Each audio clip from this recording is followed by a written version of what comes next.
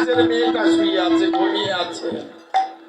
চিৎকার করলেন, এই যে আছিস, এই মেয়ের এত বড় স্পর্ধা, পালঙ্কের উপরে শুয়ে আছে, নিয়ে যা, একটা 30টা বেত্রাঘাত করবি।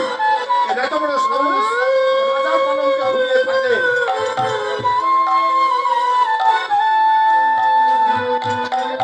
মেয়েটা চিৎকার শুনে একবার হেসেছে, ঘুমটা ভেঙে গেছে, একবার হেসেছে, আবার একবার কেঁদেছে।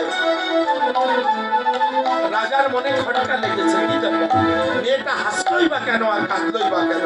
বলছে, এই মেয়ে শোনো তো, কি হয়েছে রাজা মশাই, তুমি হাসলেই বা কেন আর কাঁদলেই বা কেন? জানো বাবু, আমি কেন এসেছি জানো? আমি রাজার বাড়িতে কাজ করি, রাজার পালঙ্কে ঘুমিয়েছি, এজন্য শাস্তি তো আমার হতেই পারে।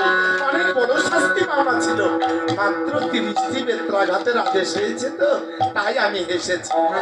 আরো অনেক বড় শাস্তি পাওনা ছিল, রাজার পালঙ্কে ঘুমিয়েছি, এ কি জানা কথা? এটা নাই বুঝতে পারলাম, তাহলে বলো তো তুমি কাঁদতে কেন? না না বাবু, আমি এই কথাটা বলতে পারবো না, আমাকে ক্ষমা করে দাও বাবু, আমি এই কথাটা বলতে পারবো না বাবু।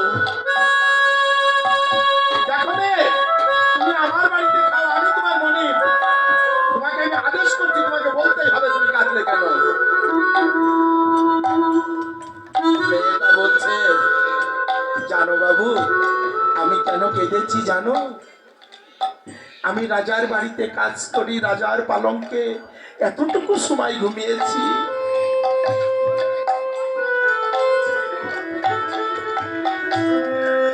ও বাবু, এতটুকু সময় এই পালঙ্কে ঘুমিয়ে আমার যদি 30টি বেত্রাঘাতের আদেশ হয়,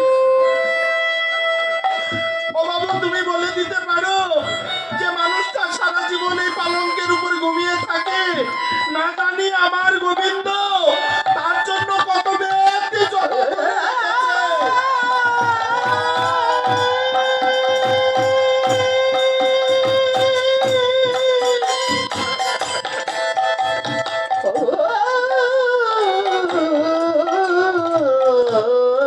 তাই তো আমি কেঁদেছি বাবু।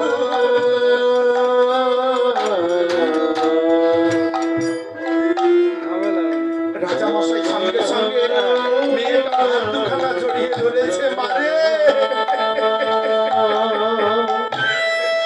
ও মা, তুই তো ঠিকই বলেছিস রে মা,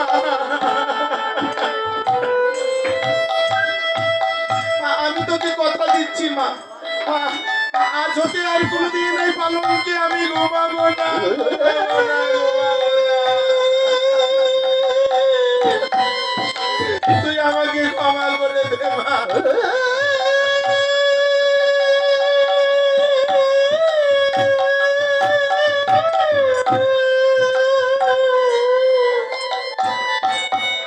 রাজা মশাই কাচারি ঘরের বারান্দাতে গিয়ে বসে আছে,